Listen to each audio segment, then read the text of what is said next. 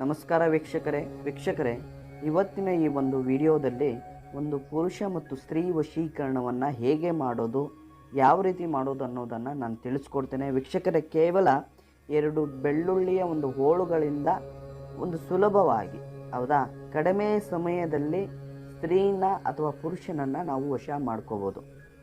ಕೆಲವೇ ಗಂಟೆಗಳಲ್ಲೇ ಹೇಳೋದಿಲ್ಲ, ಕೆಲವೇ ನಿಮಿಷಗಳಲ್ಲೇ ಅವರು ನಿಮ್ಮ ಹತ್ರ ಇರ್ತಾರೆ. ಅಷ್ಟು ಬಲಿಷ್ಠವಾಗಿ ಈ ಒಂದು ತಂತ್ರವನ್ನು ನೀವು ಮಾಡಿದ್ರೆ, ಹೌದಾ, ಅದಕ್ಕೇನು ಟೈಮ್ ಬಹಳ ದಿನಗಳು ಬೇಕಾಗಿಲ್ಲ. ಕೆಲವೇ ಸಮಯದಲ್ಲಿ ನಾವು ಸ್ತ್ರೀ ಮತ್ತು ಪುರುಷ ವಶೀಕರಣವನ್ನು ಮಾಡ್ಕೋಬಹುದು. ಯಾವ ರೀತಿ ಅಂದರೆ ವೀಕ್ಷಕರೇ, ಮೊದಲು 2 ಬೆಳ್ಳುಳ್ಳಿಯ ಹೋಳುಗಳನ್ನು ತಗೊಳ್ಳಿ.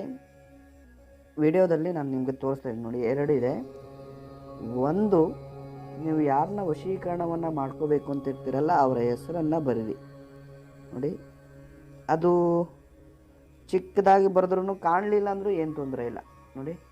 ರವಿ ಅಂತ ಬರೆದಿದ್ದೇನೆ. ಇನ್ನೊಂದು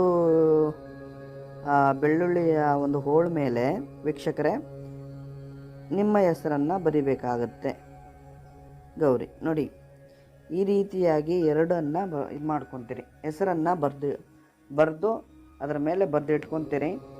ನಂತರ ಏನು ಮಾಡಬೇಕು ವೀಕ್ಷಕರೇ, ಕುಂಕುಮವನ್ನು ತಗೋಬೇಕಾಗುತ್ತೆ.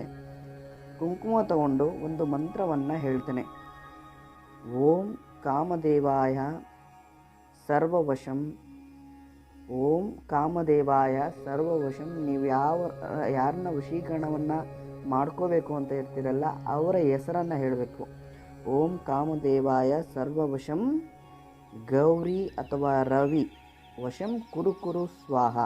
ಓಂ ಕಾಮದೇವಾಯ, ಹೌದಾ ವೀಕ್ಷಕರೇ, ಸೂಕ್ಷ್ಮವಾಗಿ ಕೇಳಿ. ಓಂ ಕಾಮದೇವಾಯ ಸರ್ವದೇವಾಯ ಸರ್ವವಶಂ ಅಂದ್ರೂ ಏನು ತೊಂದರೆ ಇಲ್ಲ. ಗೌರಿ ಅಥವಾ ರವಿ, ನೀವು ಯಾರನ್ನ ವಶೀಕರಣವನ್ನು ಮಾಡ್ಕೋಬೇಕು ಅವರ ಹೆಸರನ್ನು ಹೇಳಿ ವಶಂ ಕುರು ಸ್ವಾಹ ಅಂತ 11 ಬಾರಿ ಈ ಮಂತ್ರವನ್ನು ಹೇಳ್ತಾ ವೀಕ್ಷಕರೇ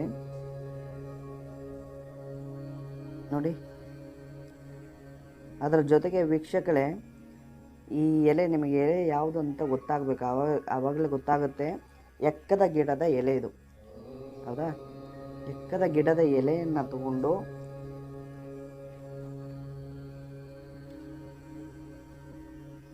ಒಂದು ದಾರದಲ್ಲಿ ಕಟ್ಕೊಳ್ಳಿ. ಆ ಎಕ್ಕದ ಗಿಡದ ಎಲೆ ಮತ್ತು ಬೆಳ್ಳುಳ್ಳಿ ಇರುವಂಥ ಒಂದನ್ನು ಕಟ್ಕೊಂಡು ವೀಕ್ಷಕರೇ